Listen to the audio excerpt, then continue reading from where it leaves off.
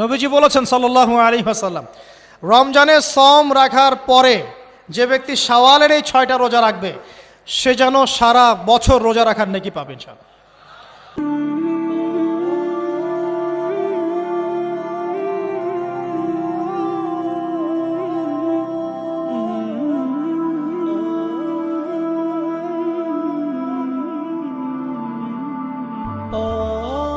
নবী করিম সাল্লাল্লাহু আলাইহি ওয়াসাল্লাম শাওয়াল মাসে 6টি রোজা রাখার নির্দেশ আমাদেরকে করতেন ওই মাস উপলক্ষে।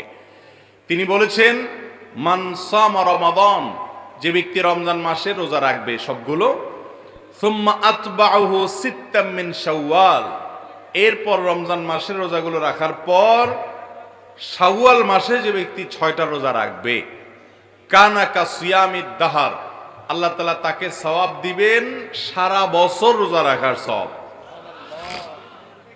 সারা বছর রোজা রাখার সওয়াব কিভাবে হয় এ সম্পর্কে অনেক উলামা ইকরাম, মুহাদ্দিসিন ইকরাম চমৎকার একটা ব্যাখ্যা দিয়েছেন। সেটা হলো, রমাদান মাস ধরেন সর্বোচ্চ 30 দিন হবে পুরা মাস, আর শাওয়ালের 6, 30 আর 6 কয়টা হয়?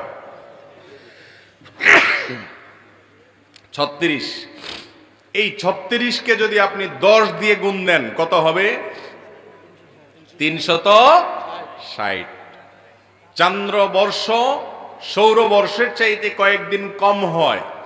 সেই হিসেবে যদি আপনার রমজানের 30 দিন রোজা রাখার পর শাওয়ালে আরো 6টা রোজা রাখেন, তো আল্লাহ তাআলা টোটাল 36টাকে, ওই যে আল্লাহ তাআলা কোন কোন আমলের সওয়াব 10 গুণ, কোনটাকে আরো বেশি বাড়িয়ে দেন, তো এটাকে কমপক্ষে 10 গুণ বাড়িয়ে দিবেন। তাতে 30 দিনের পরে 6টা রোজা রাখার ফলে কেমন যেন আপনি সারা বছর 360 দিন রোজা রাখলেন।